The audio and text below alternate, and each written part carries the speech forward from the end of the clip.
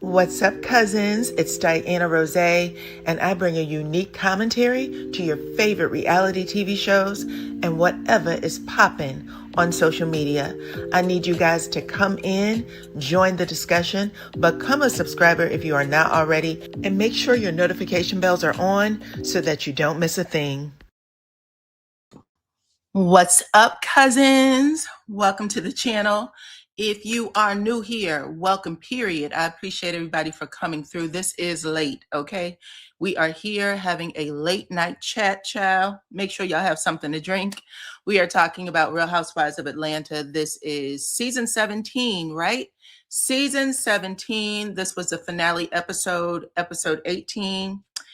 And yeah, I liked it. I hope y'all liked it. Come on in, everyone. Welcome. I see Belicious in the house. Who else? We got Loretta. We got Sharon. Y'all, I know this is late. I know it is. My fault. I didn't even have time to put makeup on. I literally just put lipstick on and lashes. I probably look a little sleepy, but I don't care. Okay? The party's still happening. The party is still happening. Make sure that you guys take the poll at the top of the chat. I want to know, with the exception of Angela, I did not put Angela on there. I want to know who you guys thought, as of right now, is the best housewife newbie. Okay. I think I put on there Pinky Cole, Shamia, who else? Drew Sidora or Kelly. Which one of those ladies do you like best? Hey, Deborah, come on in, everybody. Welcome.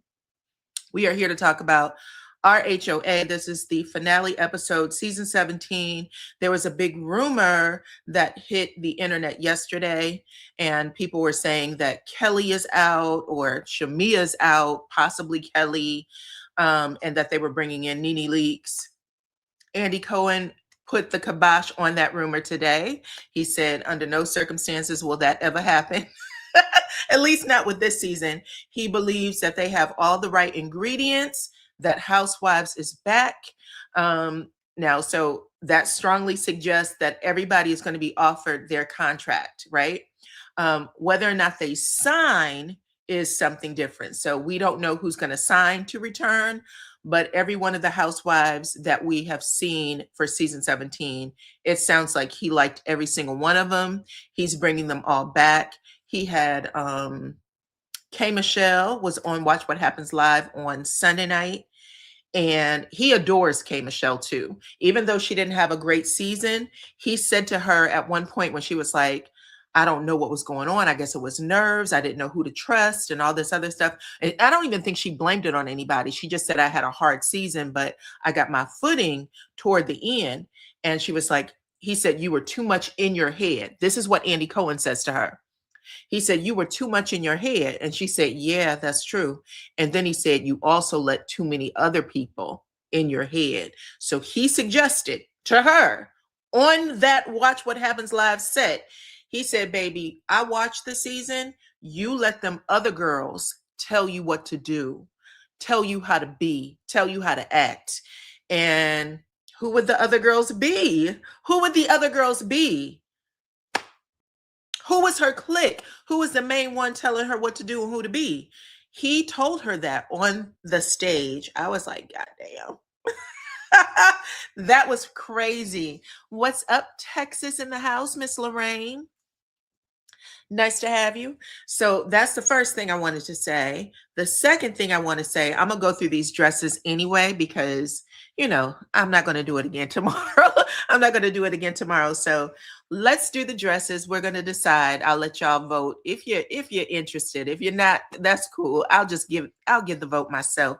Hold on. I don't have the right mouse. I'll give the vote myself, but we're going to vote on these reunion dresses. Y'all know they came out also, I think, on Friday, but I want to know what y'all think. I need y'all to rate them with either a fire emoji, rate them fire, or rate them tomato, okay? They'll go good on some pasta. Let me know if you would like to see this dress on some pasta, okay?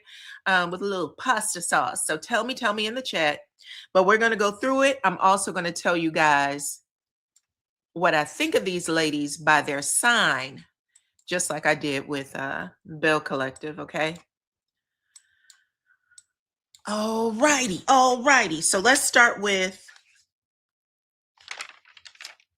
do y'all know that there's like 3 Pisces on this set, 3 Tauruses on this set of RHOA, and then there is a Sagittarius, a Cancer, and what was the other sign?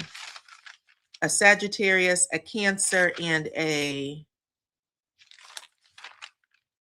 Scorpio. You said neither of them.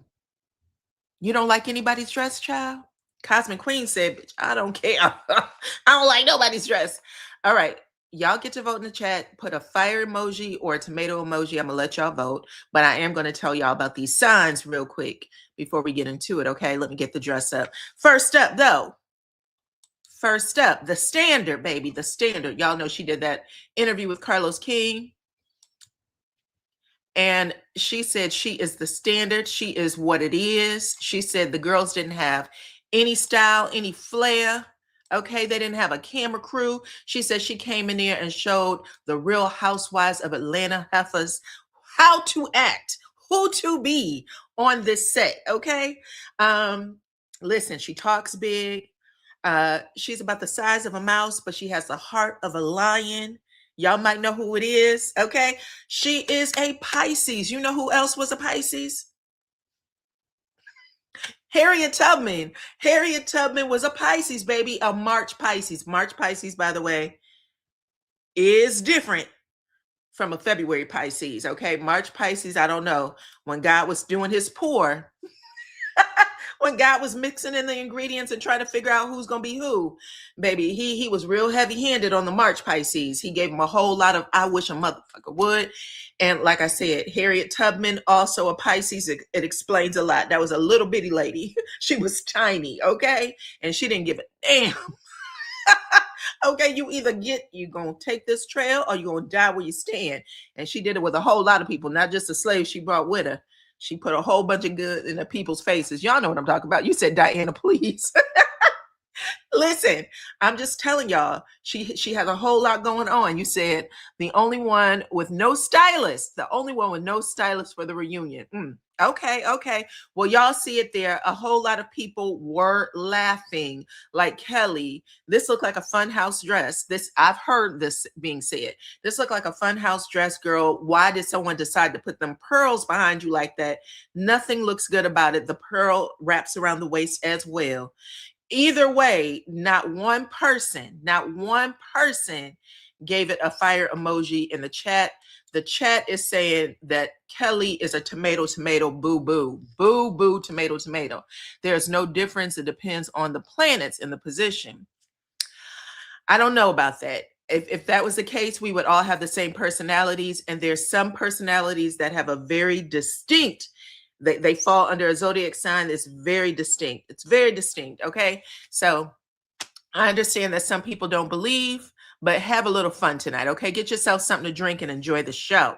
Enjoy the show. The next person up is K. Michelle, also a Pisces, March Pisces, okay? This one right here, though, y'all know she's been in the business for a long time. She's all about looking good, no matter the what. Okay, she's talked about it. She's had some surgeries and some things done, things that might have affected her health for long term, but she's working on it. Either way, baby girl came in with this red hair, this green dress. I think the dress is fire, personally. I love it. I love the way that cutout is in the front. I think it is gorgeous. I didn't get to see the back, but if that back drops, it's even cuter than that. You know what I'm saying? Jewelry is popping. She came in knowing she was the fire, the thunder, the rain, whatever you wanted to call her. She was it, okay? But there's a lot of y'all saying that y'all like her dress as well. I don't see any tomatoes for her. So you are giving K. Michelle, what did she call herself? Pudding. Y'all are giving Pudding the fire emoji, okay? Firecracker, a firecracker, okay? Cool. All right, so the third Pisces on deck. Everybody loves her. Third Pisces on deck. Here we go. Is Miss Cynthia Bailey in the house, baby. Cynthia came with the flair. Do you hear me? Now, when she was photographed from the front, it looks like she was just wearing like a black leotard, like some stocking shoes. And you really couldn't see what was going on with the cape.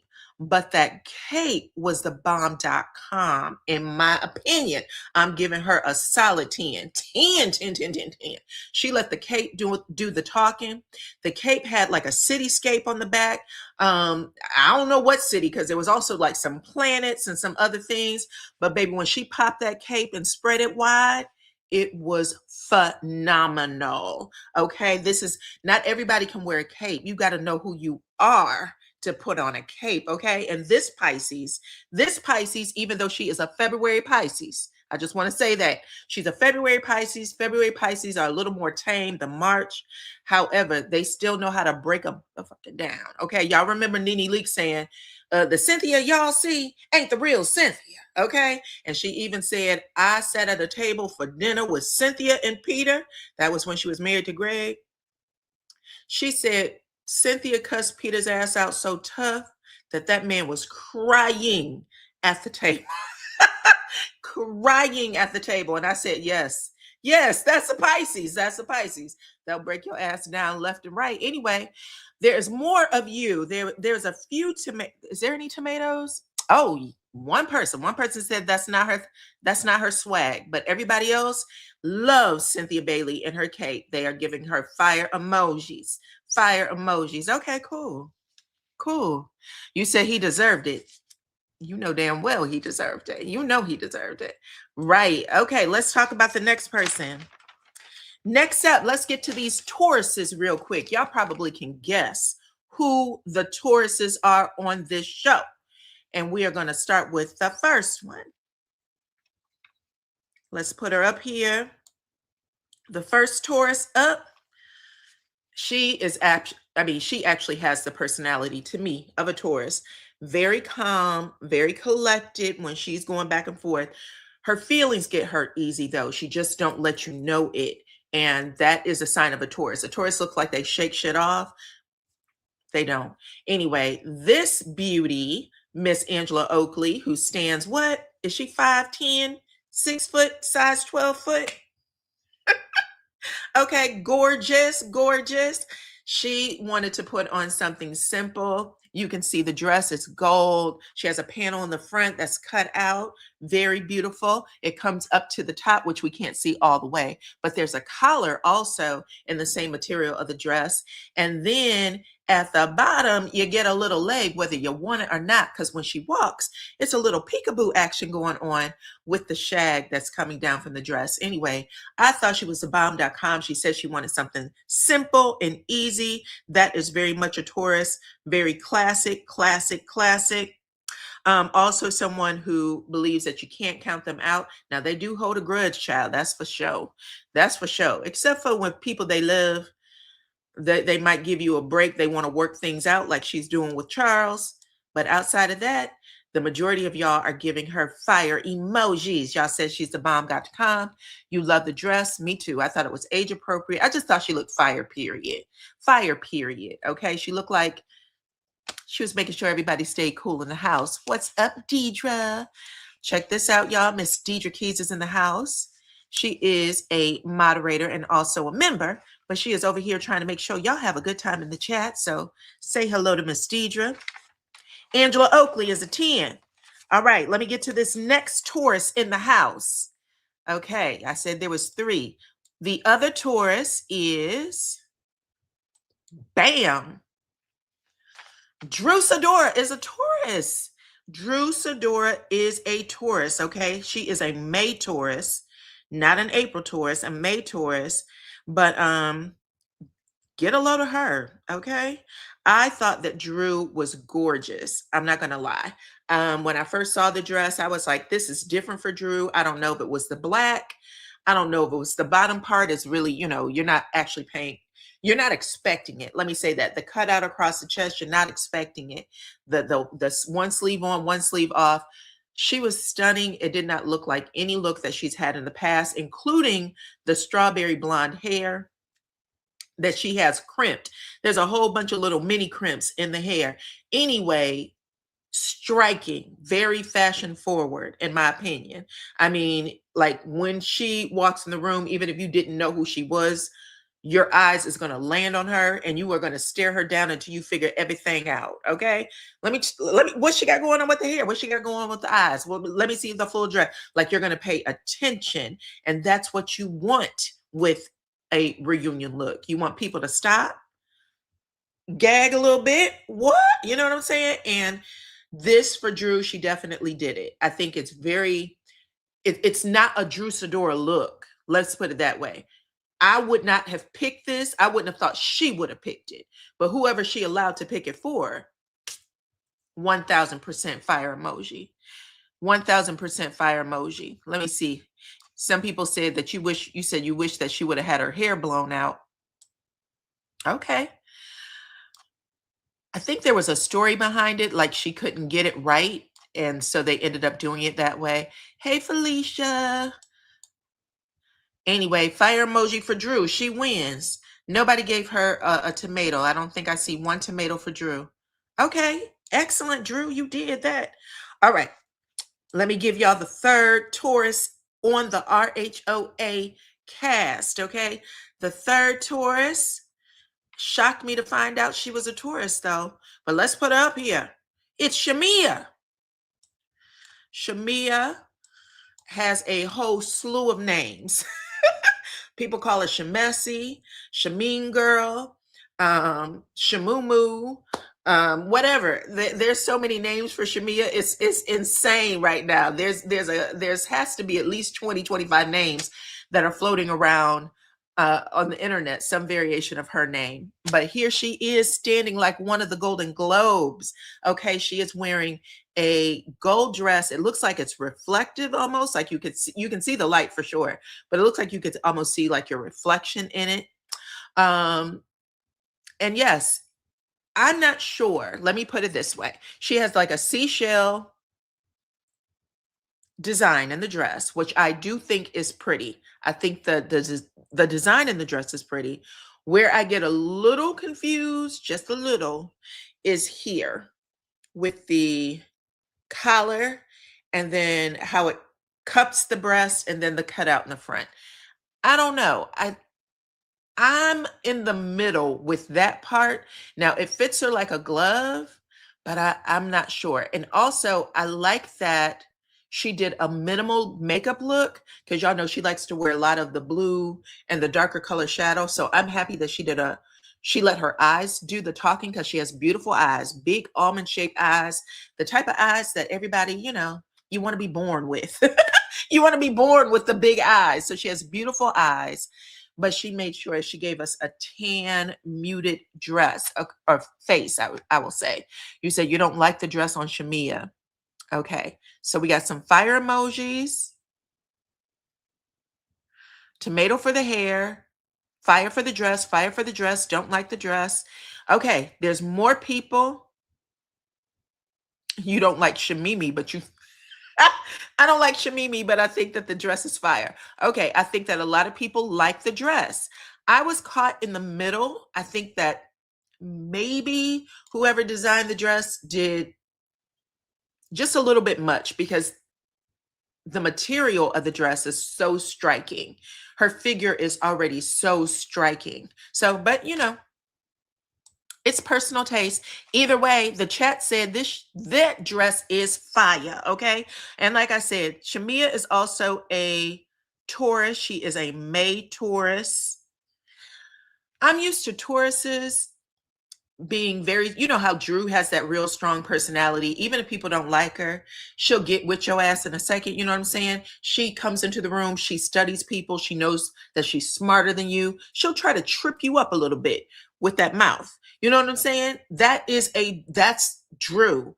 Angela Oakley, same deal. Angela is quick at the mouth. She'll trip your ass up. They walk in, a Taurus walks in knowing, y'all know I'm right. They're smarter than you. Like they study things, they think about things, they process, and then they come back at you. They want to see if you can keep up. That's just who they are. And sometimes when they realize you can't keep up, they will poke at your ass until you know, fall over. That's what happened to Kay Michelle when she was sitting at the table. She was like, I can't do it. And she ran out of there. That type of mouth is typical for a Taurus. That's a typical Taurus personality. Come on in, everyone.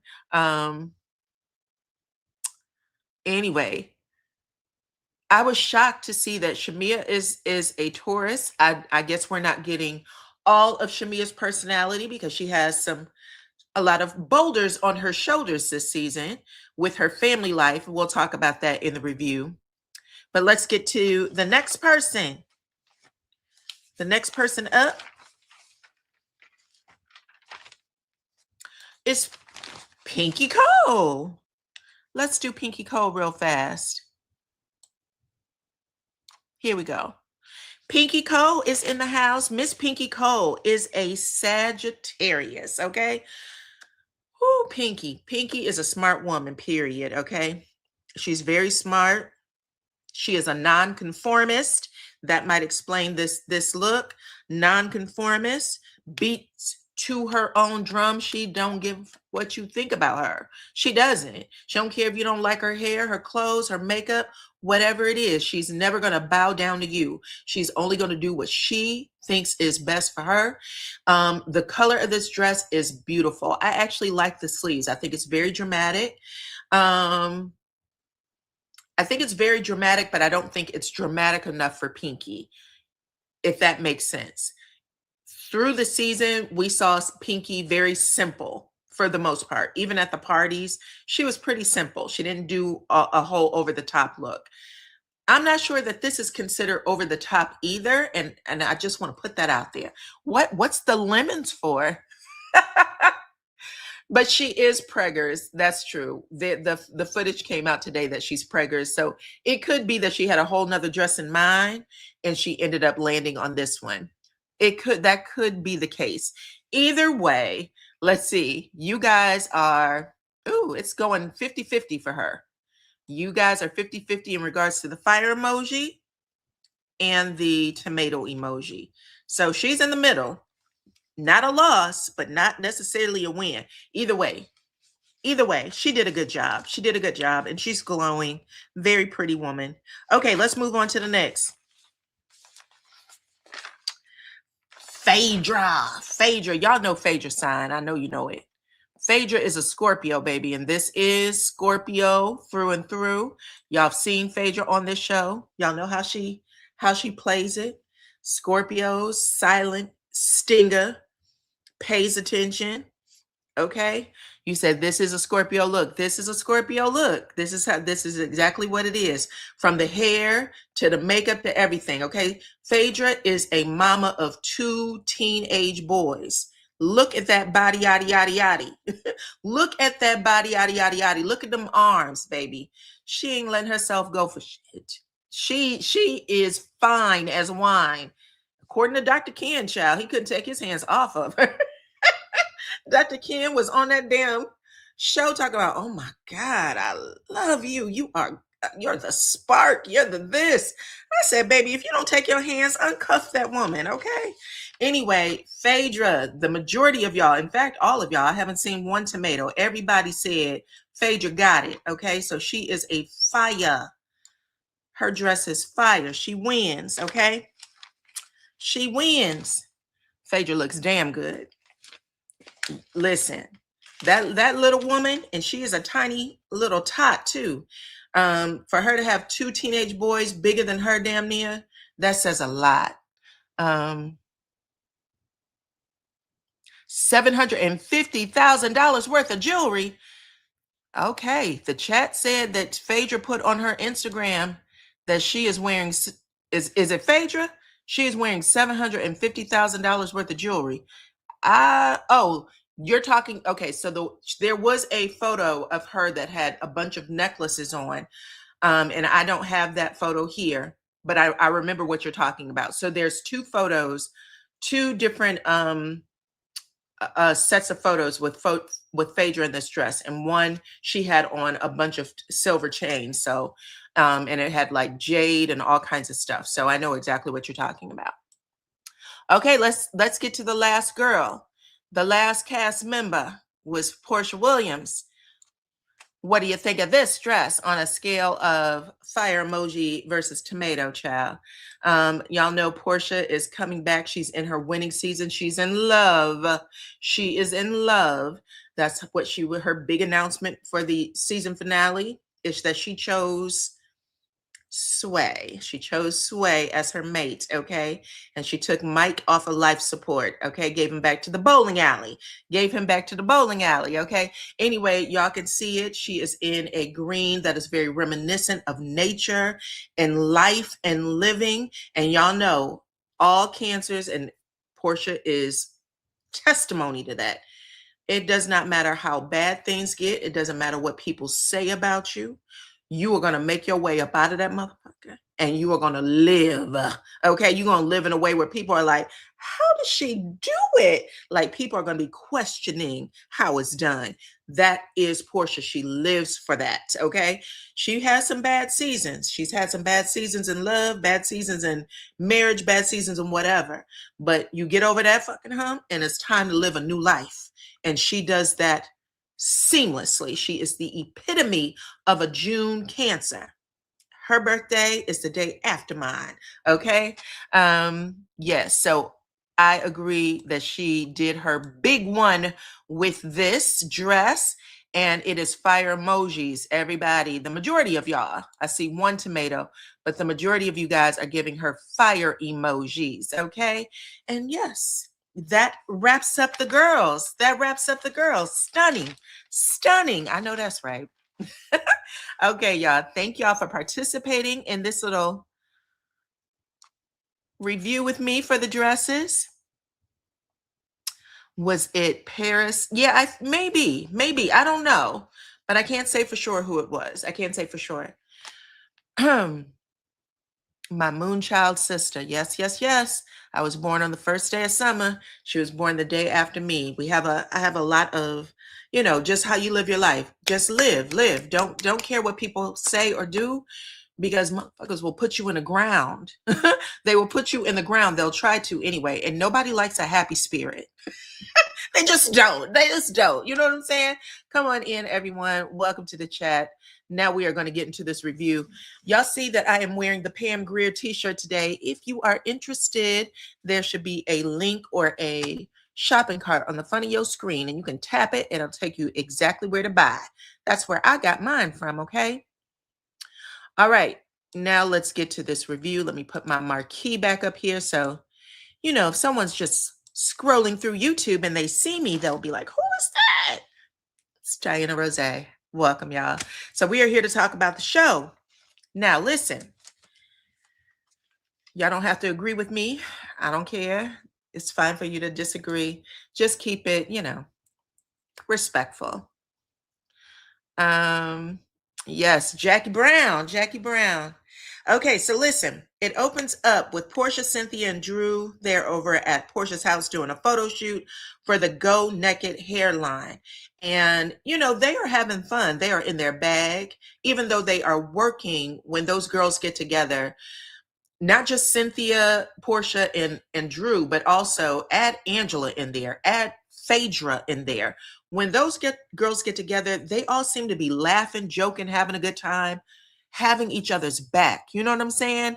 Like, even when things get a little sour, if somebody's talking about a bad experience they had, those girls swoop right in. That particular set of girls swoop right in to lift each other up. I don't know if people have been paying attention to that this season, but they don't let bad times stick with them too long. They say what they got to say, and then it's all laughing, joking. How can we, work together to have more fun?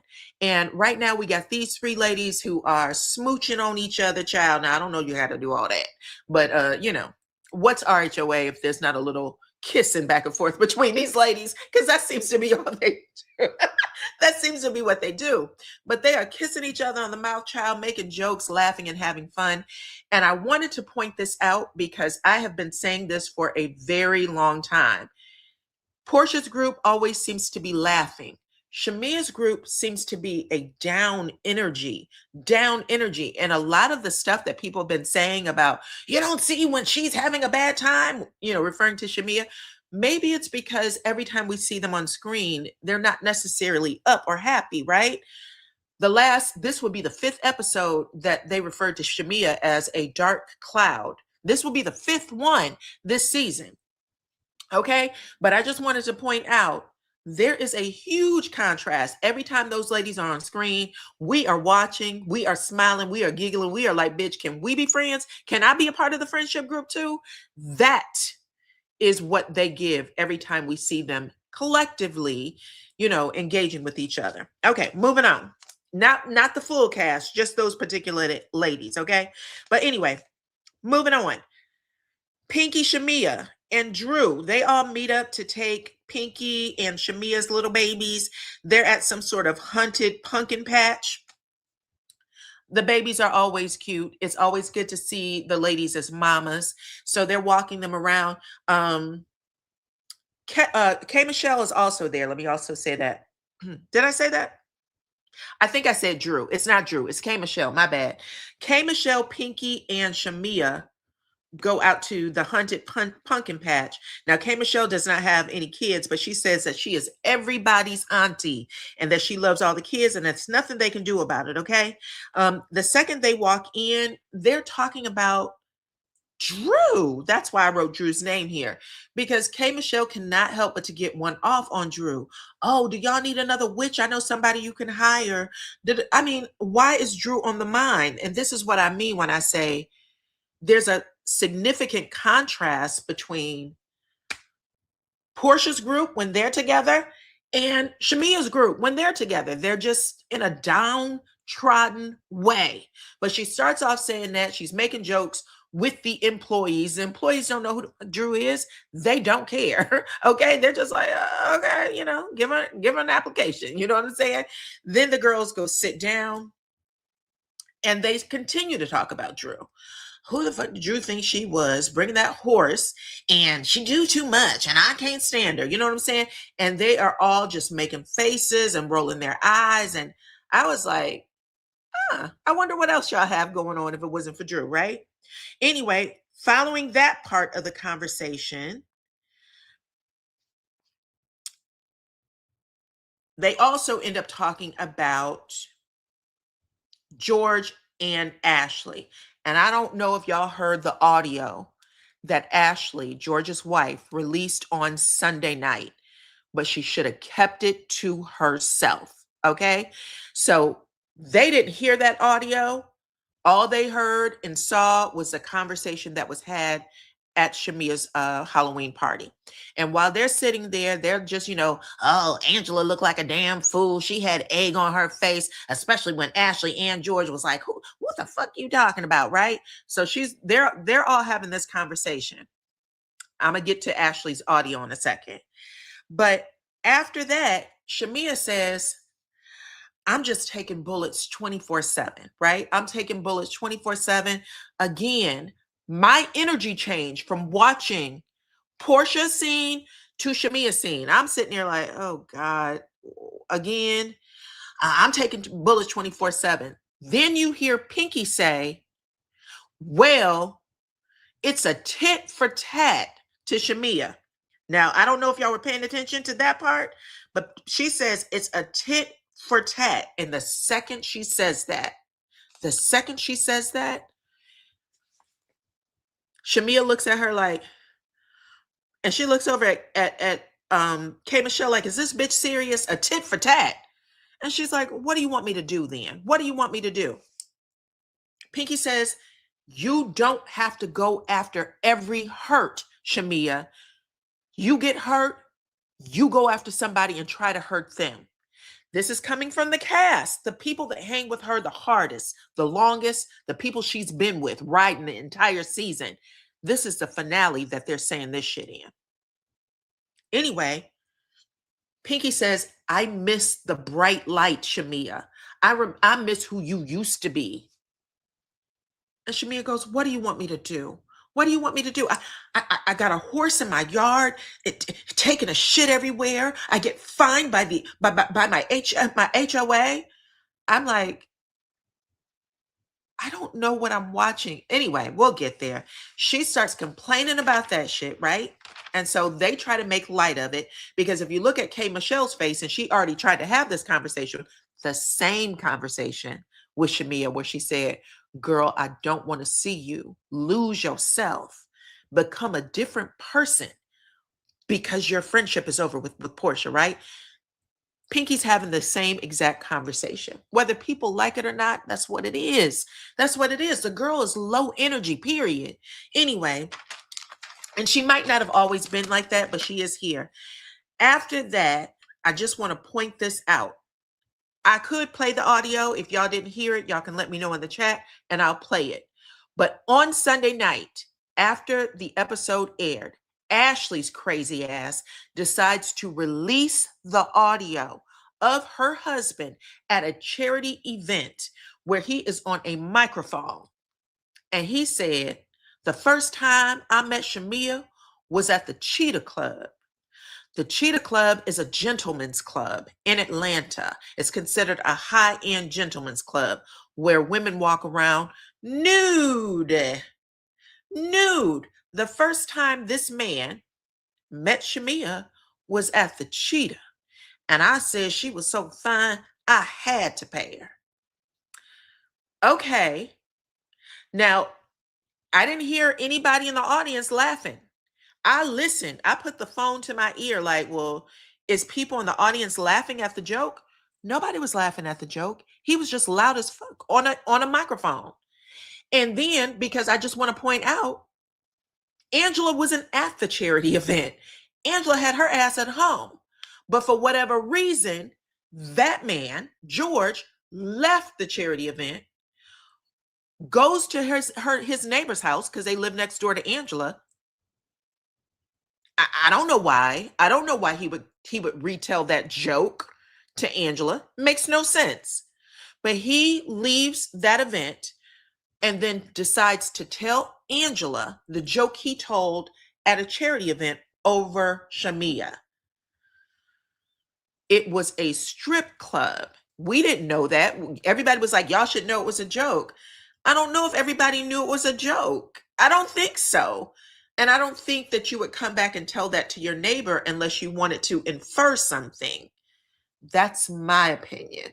I think he wanted to infer something. And I think that's why he said it to Angela, because he could have just let it go. If I was Shamia, I would put a cease and desist on his ass, because he shouldn't be allowed to tell that shit to everybody. I don't know. What do y'all think in the chat? I should have asked that as the question. I should have asked that as the poll question instead of who y'all like. But if you heard that audio and you heard him say twice, not once, I met at the Cheetah. I met at the Cheetah. I was like, the what? Finally, I was able to recognize it, Cheetah Club. And when I typed it in, because I didn't even know what the fuck the Cheetah Club was, it says right there in bold black and white letters, Cheetah Club is a gentleman's club, and I believe it's full nude. I don't know why anybody would think that that was a joke. I don't know. I don't know. And I don't know why Ashley would put it out. That was stupid. Okay. I don't know. Anyway, these girls are sitting there saying, oh, she had egg on her face. Baby, no. No, no, no. No, no, no. Hey, hey, hey, what's up? Come on in, y'all. I don't know what part she played in it. I don't know why she was at the Cheetah Club. He didn't expound on that. But whatever charity Shamia had, it was tasteless for him to say that at that charity on a microphone. It was tasteless for him to say it. The fact that all the smoke is being given to Angela while she is protecting this man and his wife, because she's out here saying, oh my God, I mean, she heard the audio come out, but I was like, that audio doesn't clear you. That audio actually is more in Angela's favor than it is in your favor, Ashley's favor, or George's favor. That audio was terrible. It's all over the internet. If you missed it, go listen to it. You might not have heard him say cheetah because he has a heavy accent. Sound like he was slurring a little bit too. But he says he met her at the Cheetah Club. It's a gentleman's club. It's a gentleman's club. They said high end, whatever that means. Okay. But it does say there's nude women there.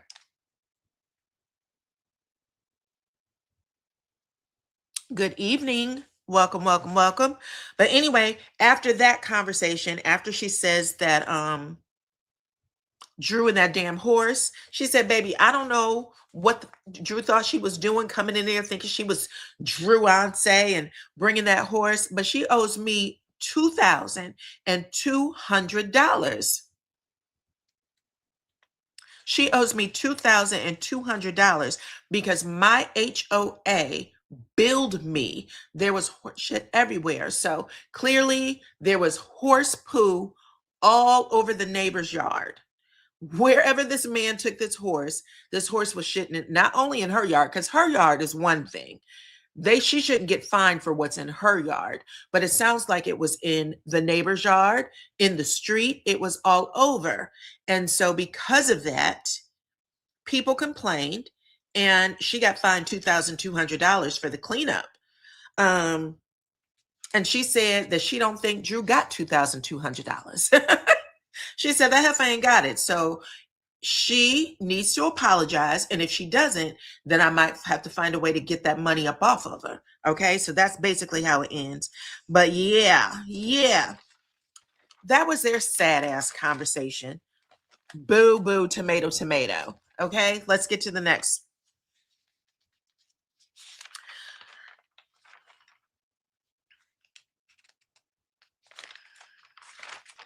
Drew and her mother go to I don't know if it was an open house, but Drew is looking for a house because y'all know that she is divorcing Ralph in this scene. She is already divorced now, but while this was filming, she was divorcing Ralph. And she was really going through it. She has her mom there. Her mom is there with this fire engine red hair baby, 81 years young, looking fire, okay, trying to help Drew through her journey in this part of her life. Anyway, Drew is looking at a 7,000 square foot house. That's a lot of square footage, lots of square footage. And she said at the end of the day, she needs to make sure she has a plan B in case things don't go her way in the courtroom.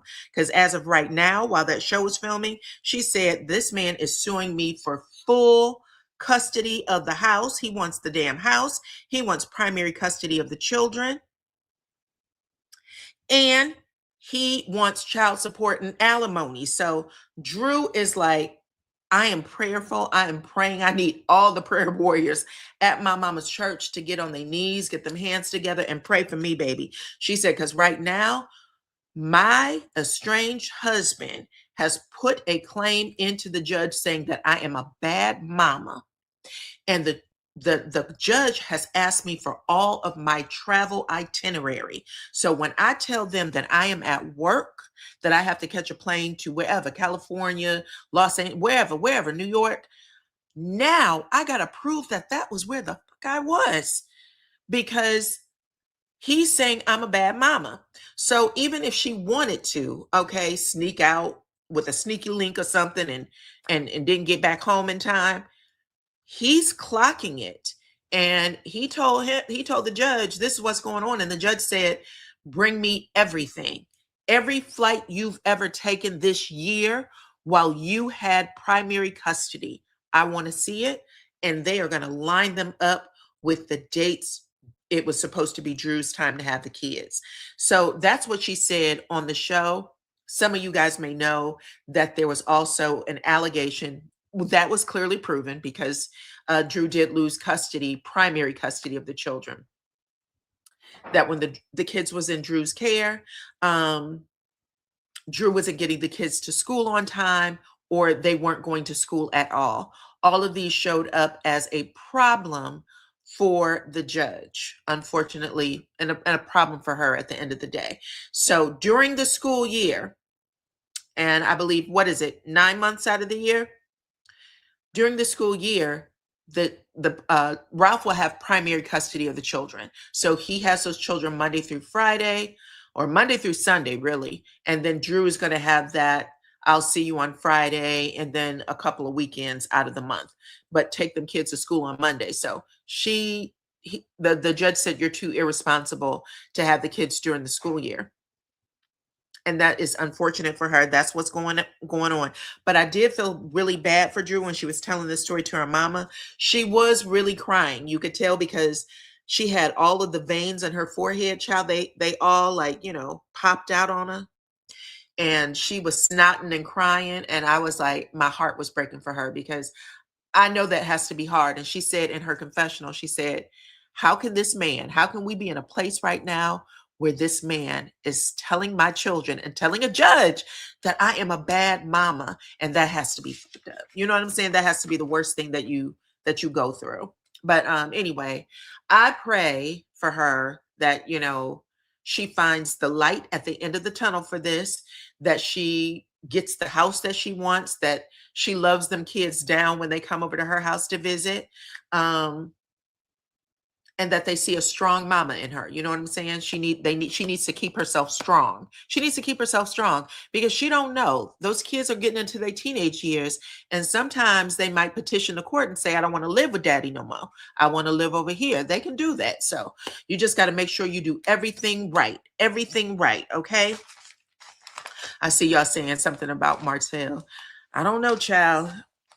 Unfortunately for Drew, she might have done that on her own, because the judge asked for specific things. And also what I think I heard was that the school was the one who was calling and saying this is a problem. And I guess he couldn't do anything. Ralph is not supposed to do anything to help Drew. He's only allowed to talk to her through that app. If he doesn't talk to her through the app, that's considered a violation of the court order, and he could get in trouble for that. So she ended up losing everything. I won't say losing everything. Let me take that back. She just has a new normal. A new normal. That's all it is a new normal. Okay? But you never know how them tables turn, baby, because tables do turn. Tables do turn. Sometimes people be getting real high on the hog and thinking, I'm the winner. Winner, chicken dinner. And then all of a sudden, your ass get knocked down a peg or two, a couple of pegs. Okay? All right, let's move on. Phaedra is at her law firm. This was an excellent scene. Phaedra is at her law firm, child, and she's getting her advertisement, baby. Okay, she don't advertise commercials on TV, but she's going to advertise on this show. I am a lawyer, not just a lawyer, bitch. I'm a partner at my law firm. Okay, my name is on this, right? And she has 4 people at the table, 2 associate attorneys. Her partner is at the table, and a paralegal, baby. And she is sitting there letting Kelly know, the one that she is giving free services for. I'm here for you, boo. I'm here for you. We're going to get this shit done. I know there's all kinds of rumors about win a case, bitch. I win cases. I wouldn't have the success I have in life right now if I didn't win cases. I know people. I know judges. I know politicians. I get things done. You're not just hiring me for my lawyer skills. You're hiring me for who I'm connected to. And that is exactly the message she was putting out there with those people at the table, okay? So when Kelly comes walking in there, I know her eyes got big, like, oh, for me? Now, Kelly is wearing a brown leotard, child, similar to the one that Shamia had on when she went to see Maximilian last week. Kelly has on no bra, though. No bra. Those nipples are shooting right out at everybody. And Phaedra was ready for her ass because we know that Kelly likes to flash people on set. Now, it's good that the production team have good hearts and spirits. Now, we know some of those production team members have come out and said, listen, I felt violated with certain people like Michael Darby. You know what I'm saying? You got to be careful. You can't just be flashing people your junk. But right now, Kelly is so in her skin that she is just flashing everybody, showing her innards, showing her ass. Are you wearing a bra? No, I'm not wearing a bra. You know what I'm saying? Don't get yourself in trouble over there, Kelly. But either way, she comes in, she cries a little bit, says she hasn't seen her ex in a long time. She doesn't want to be in a room with him anymore because, you know, she doesn't know what could happen. And Phaedra said, we got this on lock, child. You're going to come into this goddamn courtroom. We're going to get it together. We're going to see if we can get them kids. You got primary custody. You absolutely should be able to film with them kids. So we're going to talk to the judge about that. We're going to see what we can do to get some money into your pocket because he owes you money. Okay. And then she looked at, like I said, Kelly got emotional. She starts crying. So Phaedra said to her team, I know y'all got other things to do. Let me just talk to Miss Kelly real quick. And then she pulled out a Neiman Marcus bag, baby. And she passed it on down to Kelly. And she told her that she need the breastplate of righteousness. And Kelly said, what is this? And she opened it up and it was a bra. And Phaedra said, don't you bring your ass into court on Friday without that bra on. And she said, well, if we win the case, then I'll wear it. She said, if you're trying to lose the case, don't wear it. If you want that judge to favor your ex-husband, go on ahead and bring them tatas in there with them nipples pointing out like that, child. Now, y'all know Phaedra's good for telling people to dress the part. You want to win? Dress the part. She told that to Sheree. Sheree, don't drive that damn Aston Martin. Sheree, don't come in there looking like $1 million, bitch. You are trying to get child support. The judge will look out their window to see what you're wearing. She's giving y'all tips and clues, okay? But she told Kelly, don't you bring your ass in there without no bra. And Kelly says she'll put it on, baby. You better. Anyway, let's move on. Let's talk about Drew's birthday party for her mama. Her mama's turning 81 years old, child. Her mama was at this party. And I mean, she was doing it up like it was 1999. She didn't give a damn, child. She had that damn champagne glass and she started chugging. She didn't stop to catch a breath. Okay. She poured it all the way down. I said, Mama, you going too fast. Girl, slow down just a little bit, okay? But she is sitting there dancing and getting it on, child. She was living and loving life. Again, just a stark difference between one group and the next, because at this party we got Angela, Portia, and Phaedra is there, okay? Shamia, Pinky, Kay, Cynthia, they didn't attend this one. But they are there. They are laughing. The second they walk in the door, they are laughing and having a good time, hugging people, really doing it up, okay? And it looked like there was a good 150, 100, or 200 people there. I ain't gonna lie, maybe 100 to 150 people. But Drew said, my mom's birthday fell on the week Ralph was supposed to have the house. And even though I asked him politely, can I please have the party here? He told me, no, I can't have the party here. So I'm going to rent this Airbnb mansion, okay, that has a top floor, a middle floor, a downstairs, a basement, and we are going to do it up. And when I tell y'all, that girl had every kind of food, chicken wing, lamb chops, that shit looked good as hell. I was like, please flash the name of the caterer because that food looked amazing. But she said there's food upstairs, downstairs, outside. She said y'all can go anywhere in this house, unlike my real house where there's certain places that's off limits. So make sure you enjoy yourself and have a good time, okay? So now at the table, the cast that's there, Angela, Portia, Phaedra, Drew, they end up catching up on Shamia's Halloween party, right?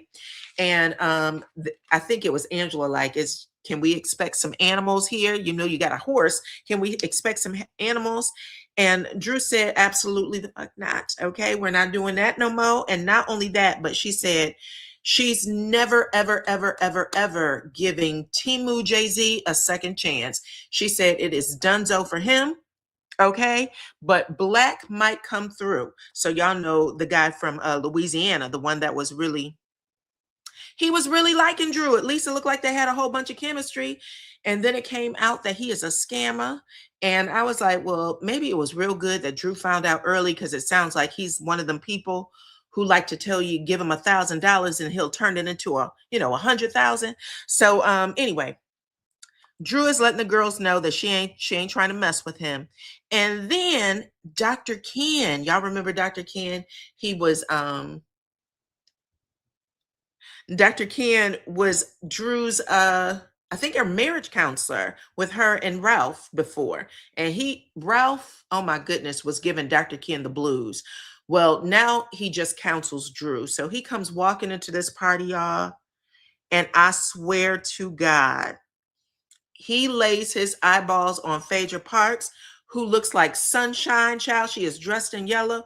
That man went over there and hugged Phaedra and was rubbing her arm and her damn back. I mean, everything that he could rub, he was rubbing on, okay? And he was whispering in her ear, I just love you. I love your energy. I love your spark. I love everything about you. Look at you. Oh my God. We got to talk.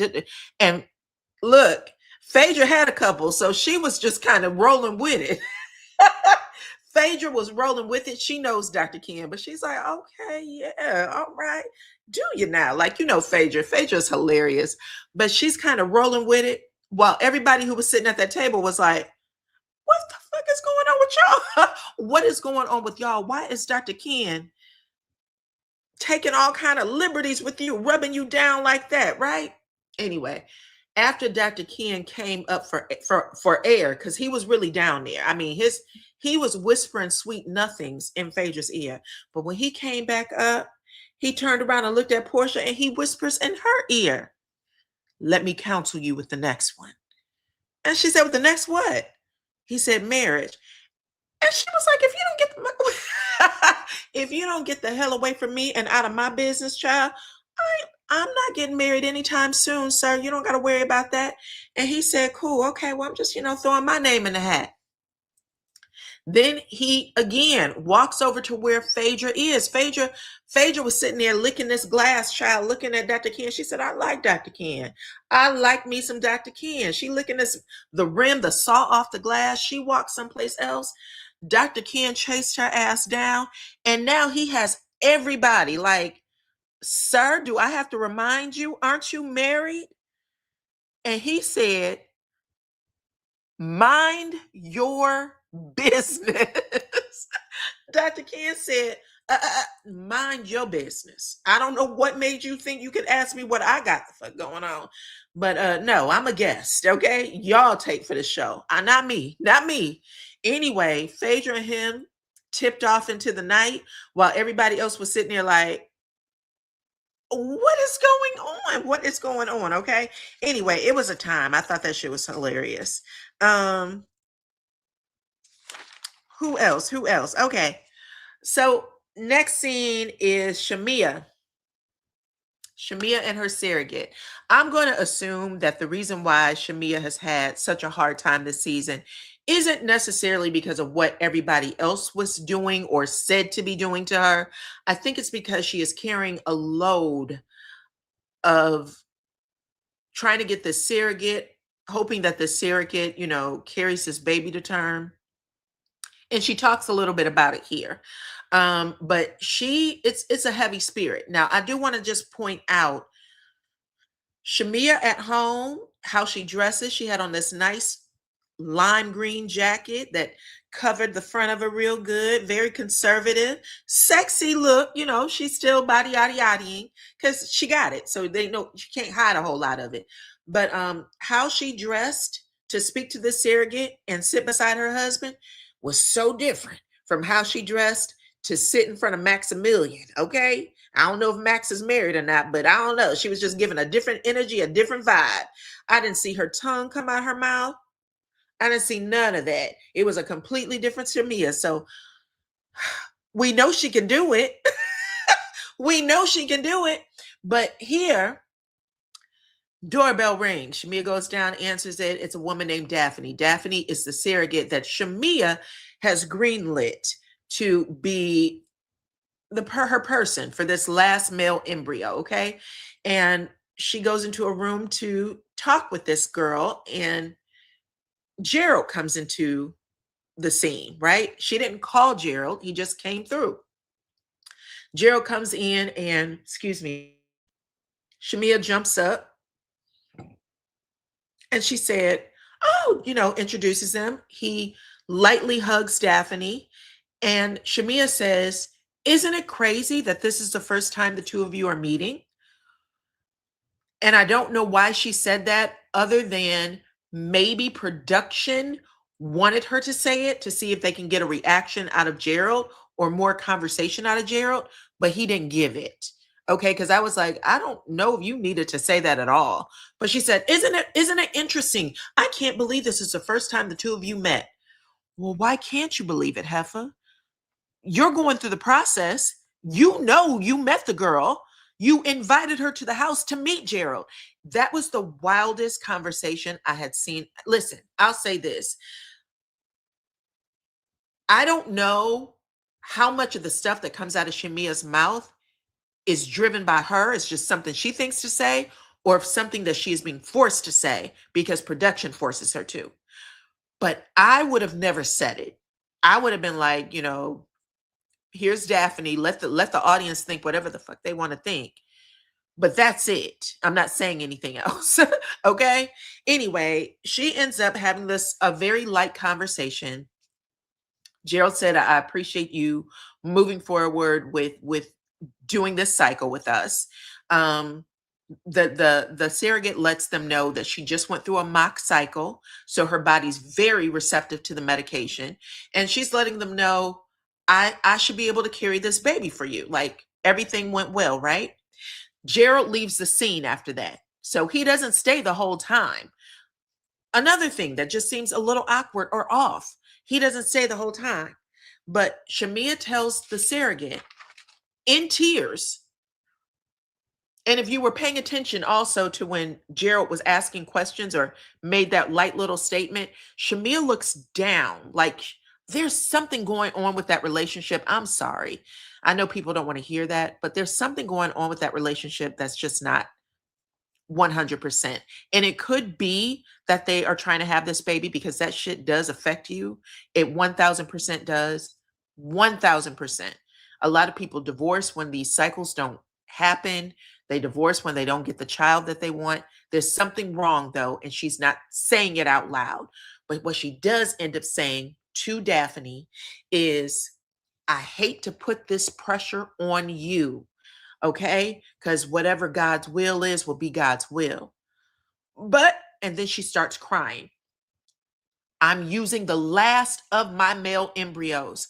We already went through 4 cycles and all 4 failed.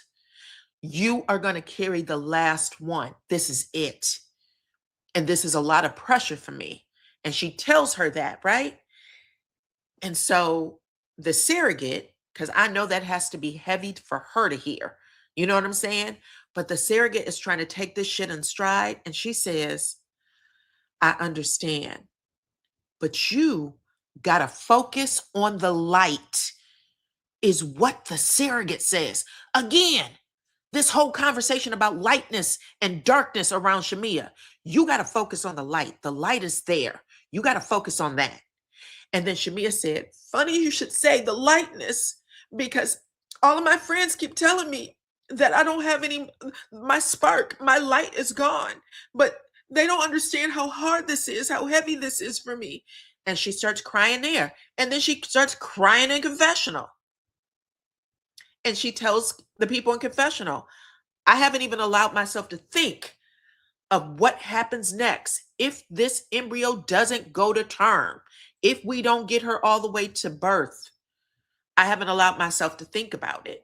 And then you can tell she's really about to boo-hoo, because she said, if it doesn't happen, and she can't even get the words out. So I don't know. But that's where it is right now, okay? Just saying. So a lot of the stuff that it seems like a lot of the audience may have been the Shamia fans, not just audience, because child bye.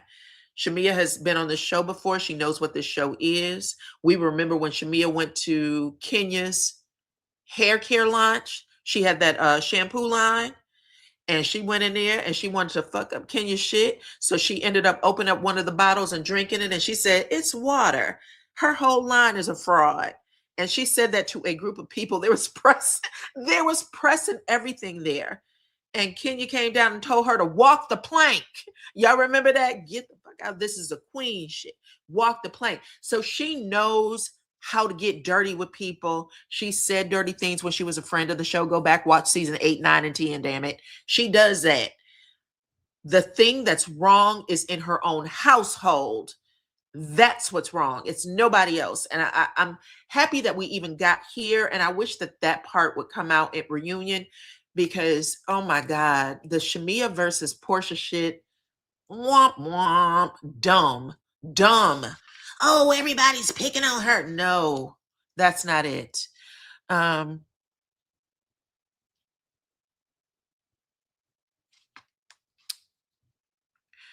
Correct. You're right. It is Shamia's last egg. It's Shamia's last embryo.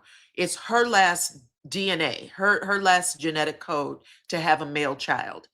It is not her husband's. Her husband can have a child as long as they shooting. You only need one. You only need one. You don't need a whole, school of fish. You only need one to get pregnant. That's all they use when you do IVF. One from the man, one from the woman. It can split. It can do a whole bunch of things. But right now, Shamia has one left. One left. And her fear that she said once, but not, hasn't repeated, is that number one, is this child are we going to be successful at having a baby? And if we are successful, will this child be healthy? That's her fear. That's what's causing her a lot of, stress and trauma filming this season. And that's all we know because they've been pretty closed about it. They've been pretty closed about it.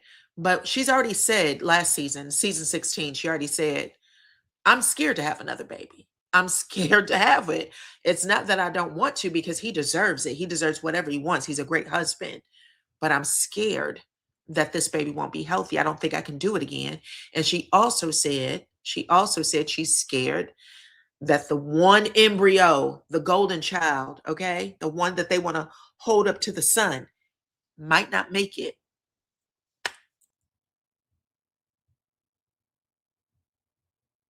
He wants an heir. So I've seen some conversations being had about some people who are Kenyan and the importance of having a male child as an heir to your, to the inheritance.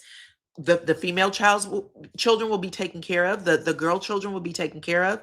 But it is important, according to some of the stuff I've heard from people that are Kenyan, that's what they said on their channels. It is important for him to have a male child. Y'all know I worked in IVF for over 10 years, and we had a lot of people who would come over from Nigeria to do IVF, and or American women who would marry Nigerian men, and that was part of it. They said we have to give him I got to have a baby and I got to give him a male baby. They would come in and just tell us that the family is not going to respect me if I don't give him a male baby. That's just what happens.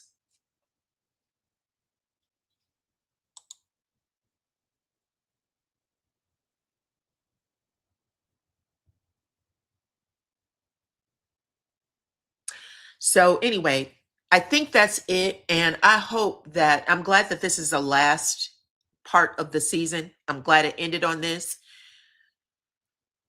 And I'll leave it there. I'll leave it there. Okay. Anyway, she says that I actually felt bad for her. I am going to say that. I felt bad for her. I think that she is stressed. I can't imagine the nightmares that she has to have because that shit's recycling in her brain 24 hours a day, 7 days a week. She's making it seem like it's everybody else who's on her, but baby, that's the only thing that's on her. She don't care about Portia. She don't care about none of them. Drew, I don't care who it is. None of those people she care about. What she cares about is getting to the finish line. That's what she cares about. The finish line with this child. And I will be happy to see a different Shamia. I will. Shamia is not carrying the embryo. The embryo is being carried by a surrogate. And, the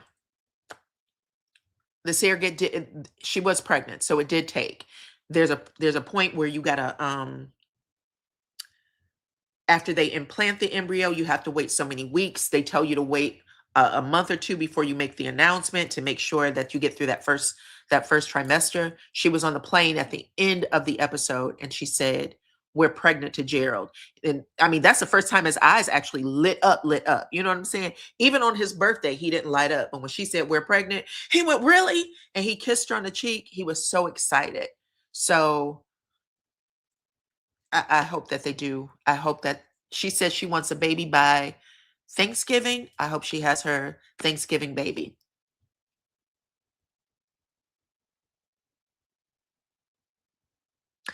Okay.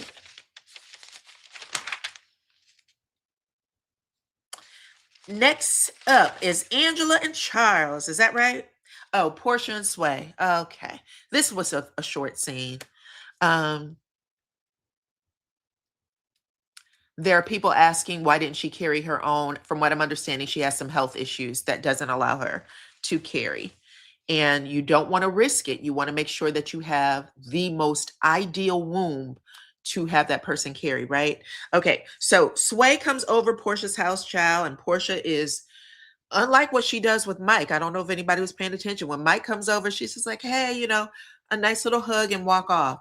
When Sway walks in the door, Portia opens the door for it, closes it, leans across the door, all sexy, body just everywhere, okay? To the point of where Sway was like, "Why are you leaning on the door? Why are you leaning on the door like that?"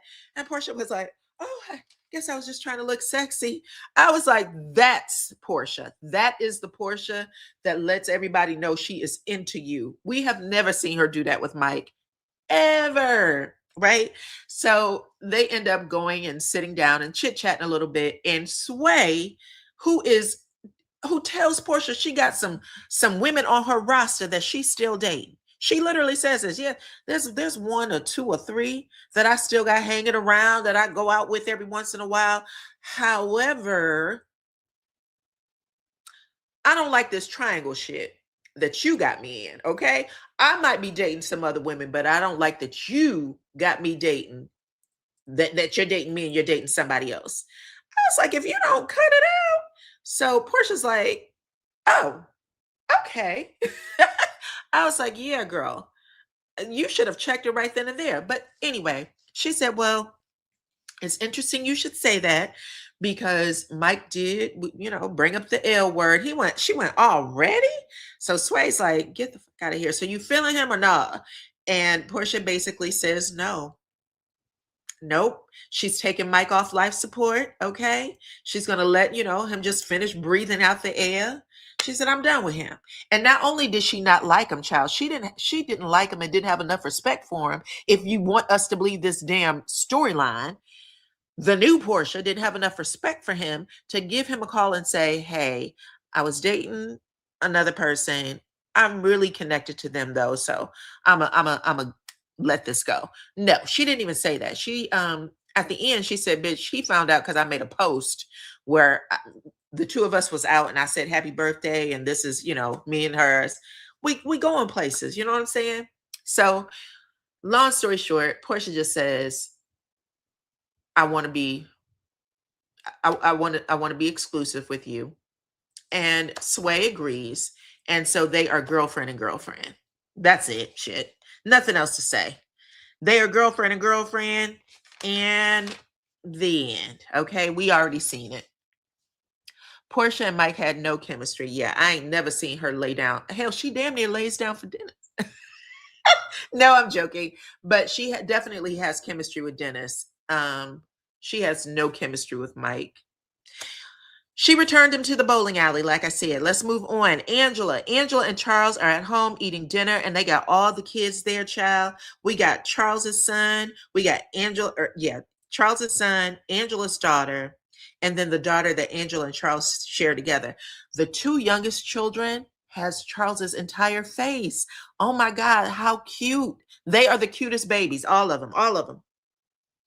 Anyway, you can tell that Angela bribed the kids to do a dinner scene with She bribed the kids to make them do dinner scenes with them, the youngest ones. So they're sitting there eating, and then finally the little girl couldn't take it anymore. She said, "Mama, can I go now?" And Charles starts laughing because he knew exactly what it was. He was like, "You ain't gonna get them kids to sit there, child." And then the little boy, he said, "Yeah, let's go." He takes his sister out of there. That shit was funny to me.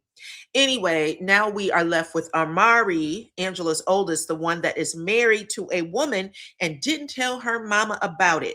And this gives us a lot of insight into what's going on with Angela and her daughter. Number one, I think she said this before, but until Charles said it and I got to see it from his perspective, did it make sense? Angela and her daughter were really riders. Like, that was her ace. That was the one she went through some hard shit with, right? Because she already said that she lost her oldest daughter's father, the one that she was in love with, that she's supposed to live the rest of her life with. She said she lost him to gun violence, right? So they've been through some hard times. They were living in Chicago with the grandmother, all that stuff. And I think that Amari was the person that it was like her best friend. You know what I'm saying? She was the person that they probably talked grown to all the time. You know what I'm saying? And so while they're at the table, we find out a couple of things. Number one, Angela has renters in her houses. She finally got the houses renovated. Number two, she's still doing those fans. So she's getting the fans together. And then number three, Angela asks Amari, where is her wife, right? You come to visit me, but she never comes. Where is she?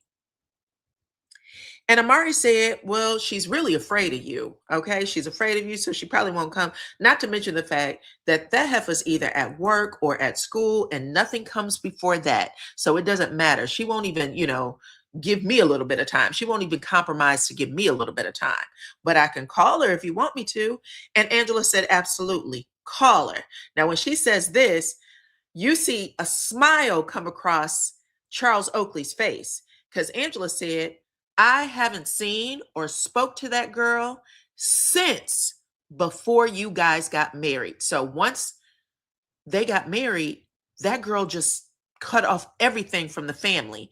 And that also tells me a lot. That's why Angela is so involved, because she feels like that lady took you from me. Like, we were tight and she took you from me. And I don't know if I can protect you. Part of the conversation she was having with Amari in this season was, Amari, you are a married woman, but you still basically ask me for money. You still do the things that a child would do. And you're not respecting me, because if that woman can't come into this house and talk to me, I'm not helping y'all with bills. I'm not doing none of that shit. And I don't blame her. I don't blame her. I understand where she's coming from. There's a level of respect you gotta show that woman, right? But she says, her daughter said, listen, she's afraid of you. That's why she didn't tell you about the wedding. And Angela said she wasn't too afraid, because she still married your ass. She still got you to go down the aisle without telling me. So you can cut the shit with that. I need to know. Put on the phone, let's talk. And the second that lady got on the phone, I apologize, I don't remember her name and I didn't write it down. It starts with a G though. We'll just call her Amari's wife. The second she gets on the phone, she apologizes to Angela. I am sorry. I know how close the two of you were. I know how close you were. And now that I've had a chance to think about it, it wasn't right. I should have told you. And Angela starts crying when she says that. Angela starts crying. Charles, I mean, again, I was looking at Charles the whole time. The way Charles looks at, he has a smile. Like, he looks at his wife with a smile like, thank God she had an opportunity to say that, right? And so anyway, they end up having a cute conversation. It's over. Amari's wife promises to see them for the holidays. So I guess it would be Thanksgiving or whatever. She said, I want to see you for the holidays. And then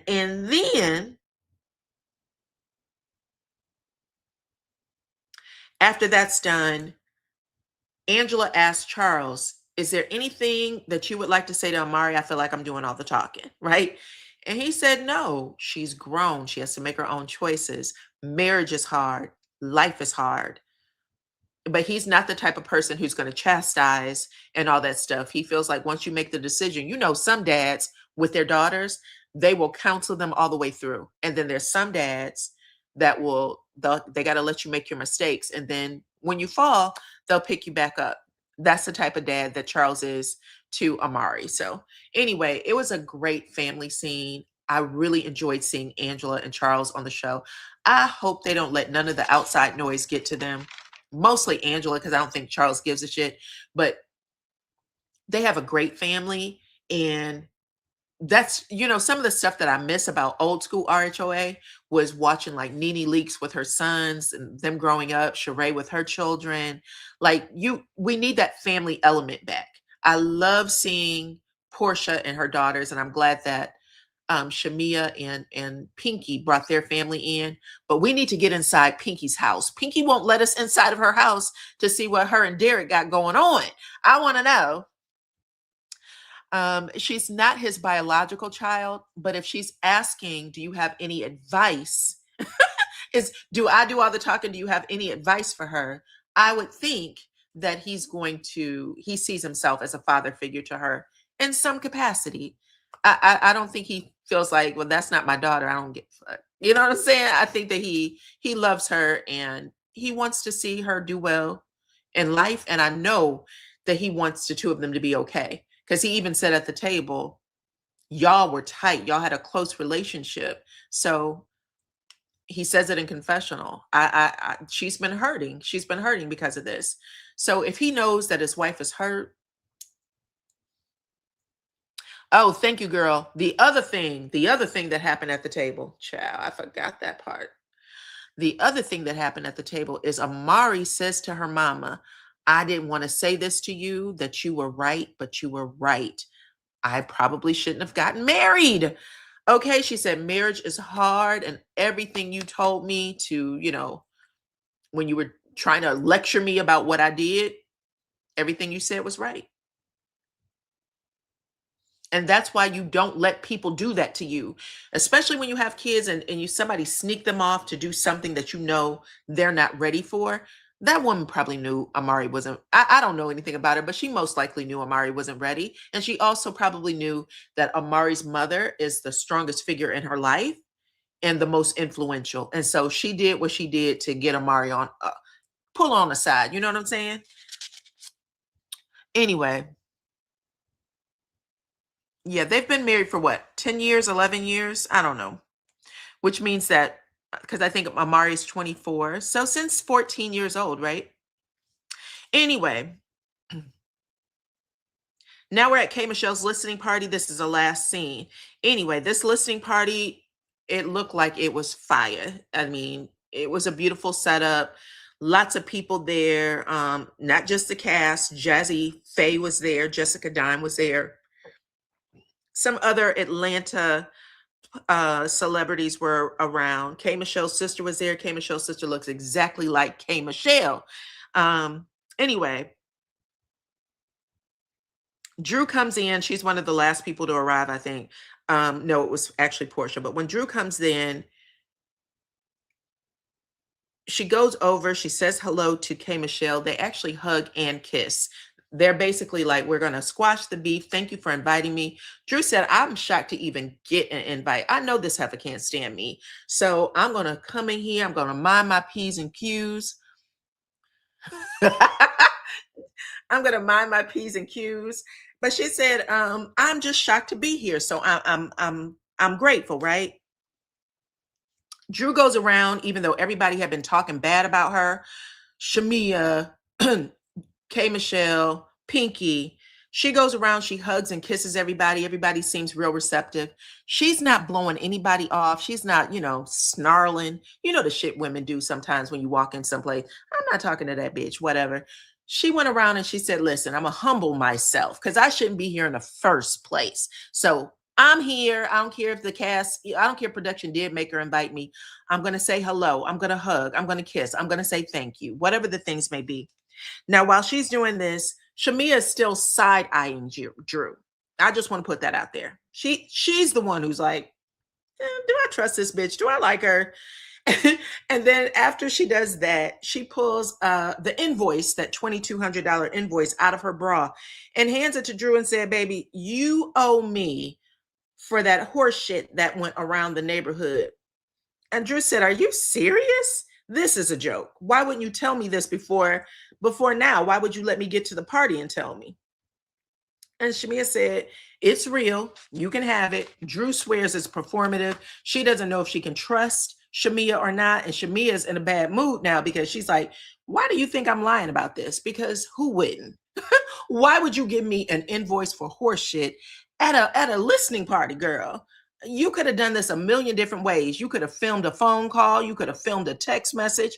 But this is the wrong place to do it. That's why. So she's like, I don't trust it. So if you could, Phaedra, please review this to make sure that this is actually real paperwork. Because I don't think this is real, but I'm not going to give it another thought. Okay.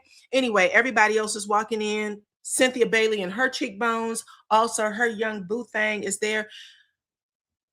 Miss Cynthia Bailey looked like $1,000,000. Okay. When she came up in there, I said, is Cynthia at the same party with everybody else? Baby, the way that dress was fitting like a like a glove. She was not playing. Anyway, she looked good. Good. Better than everybody. Better than K. Michelle even. Anyway, let's go on. Next up, we have, who else?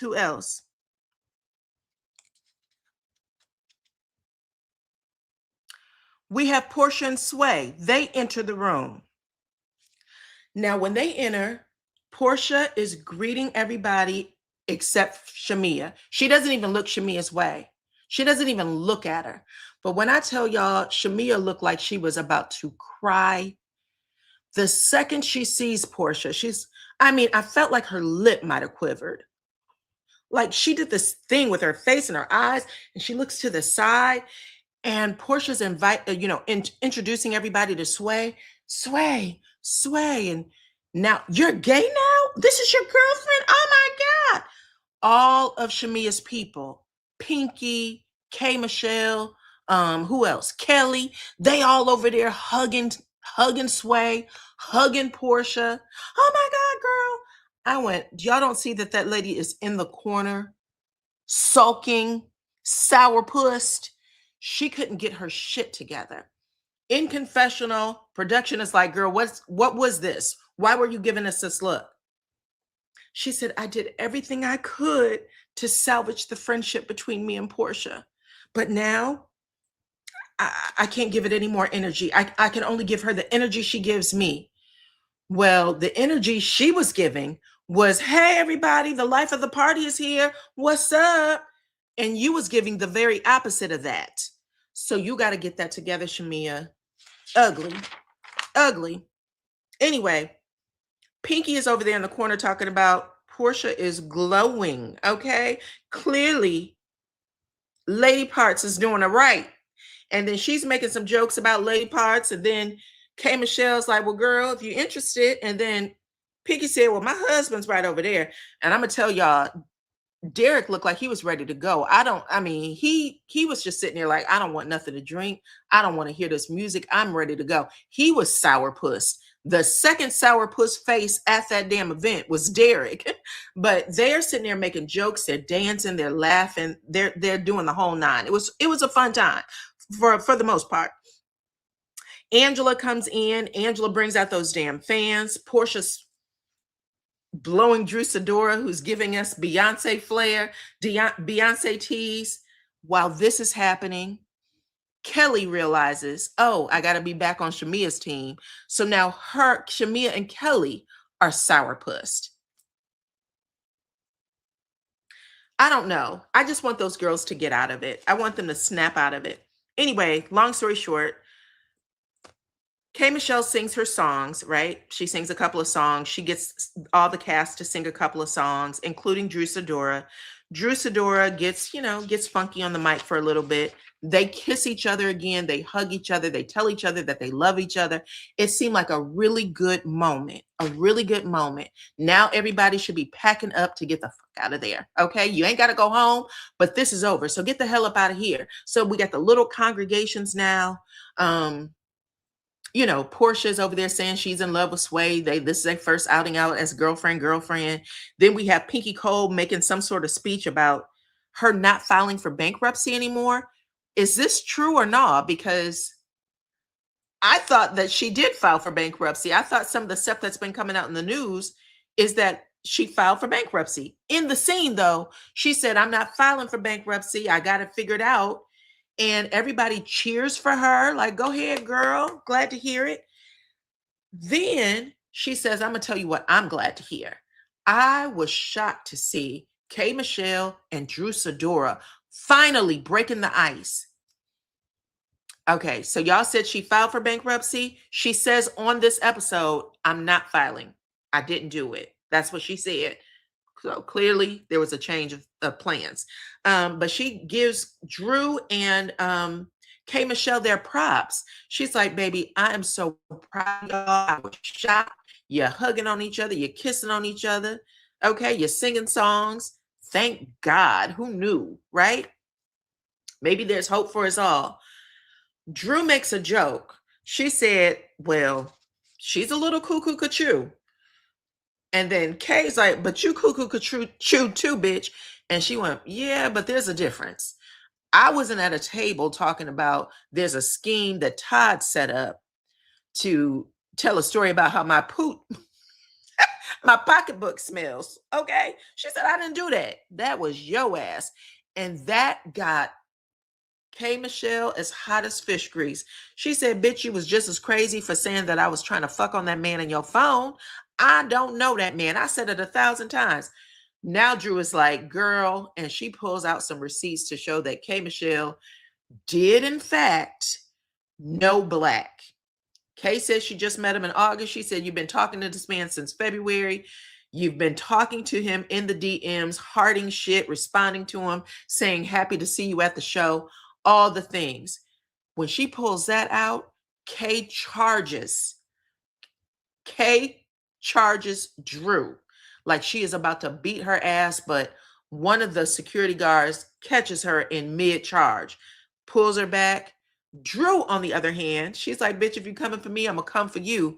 And she slips and falls, which was humiliating. But she got up quick and said, who gives a fuck? I fell. You still was talking to Black and you're saying you wasn't, right? So she got the receipts. K. Michelle said, get the fuck out of here. And everybody that is her fans is, bye, Drew. Get out, Drew. They are just ragging on Drew, okay? Why did we go back and talk to Black? The conversation gets brought up because Drew reminds K. Michelle, you made it seem like everybody on this cast was picking on you, that we had set up some scheme to talk about oysters and say a smelly oyster joke, right? We didn't do that. Y'all remember a lot of people that was on the Shamia side said that that absolutely happened because they didn't like K. Michelle being a Shamia friend. Now, Drew is pointing out we didn't do that. And that shit was crazy. And you are friends with us now because you know it didn't happen, right? But when she says it, it embarrasses K. Michelle. So she brings Black up again. She brings Black up again. And that's how it happened. Anyway, Portia goes outside. Y'all know Portia and Drew are friends. Portia goes outside, basically tries to counsel Drew a little bit and said, girl, let's get in the car because we ain't going to have you fighting up in here. This is a finale episode. I'd rather you take your ass home than to do something embarrassing or to let this final scene be about us fighting, right? So she tells her to get in the car, and Drew, is it possible? Because Drew was like, the security guard pushed me. She said, girl, is it possible that you slipped on them pants? Because them pants is long as hell. And in confessional, Portia was like, child, them people were screaming at you to get the hell up out of here. I don't want nothing to happen to my friend. Okay. Anyway, after all of that, Drew decides to come back. She does go to the car, but she said, you're not going to push me out of the group of the group pictures and things like that. And that's when everybody comes back, and that's it. That's it. Okay. We get the closeout scene where they tell us what everybody has going on. They said Phaedra's still the godfather of Atlanta. Pinky is teaching bankruptcy on TikTok. Portia and Shamia aren't good anymore. They're no longer friends, but they're going to be good in spaces where they are at, the same event. Shamia is no longer doing the rum bum anymore. That business deal fell through, but both her and Gerald are going to partner on a perfume line. And they said that Shamia is pregnant now, or Shamia's surrogate is pregnant. And I don't know, y'all. I don't know when they wrapped up filming for this show. Was it this year or was it last year? If y'all remember, put it in the chat. Okay.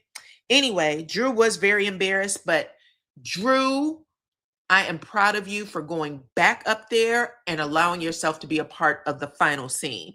I'm happy that you didn't let anybody push you out. Okay. She said, I'm not going to let any invader push me out. Good for you, girl. That's all they want at the end of the day is for you to leave. And when you walked your ass back up there, you showed you had more guts than a lot of the people did on this season.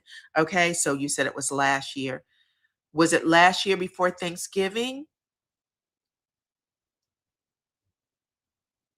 They wrapped early November. Okay, so it would be this November that they should have the baby if it went all the way through. Okay, anyway, Kelly's restaurant closed after having the grand opening in the same exact season. That's embarrassing. But we do find out that Phaedra got her ex-husband thrown in jail and that he had to pay her 30-something thousand before he was released. And then we know what happened with Drew and Ralph. Their divorce is final. Kay's country album dropped, and she said that she's making money hand over fist. And Portia said, even though that she is her and Sway are together, she said there's no ring on her finger. She's taking it slow. So that's it. That's it. So let's pray. Let's pray for Shamia. I'm going to say that. I know people want everybody to hate everybody, but I don't hate the girl enough not to want her to be successful with something that I know is the real reason behind her stress. I know that's the real reason behind her stress. You said it was this year. This year. Okay, y'all, that's it. That's a show I have been on for an hour, 30 minutes, which actually is a good thing. A good thing, okay? Anyways, I appreciate every single one of y'all for coming in, hanging out with me for this late night chat. Thank you to my moderators. Thank you to all of y'all, all of my cousins who came through. Hit that like button, share this video. Also, if you are not a subscriber, please consider being a member of this family. I forgot to get the poll. Hold on. I forgot to get the poll. I asked you guys to pick your favorite housewife, the best one of the newbies. And it was K. Michelle, Kelly, Pinky, or Shamia. Pinky pulled out 43%. K. Michelle is 42%. And then Kelly and Shamia got the same at 8%. So you guys really like K. Michelle and Pinky. And Kelly and Shamia, y'all want them to do better. Kelly and Shamia, y'all want to do better. Okay, y'all, that's it. That's all. Thank y'all for coming out, hanging out. You guys are the best. Make sure that your notification bells are on so that you can catch me on the next one. And until the end, bye, guys.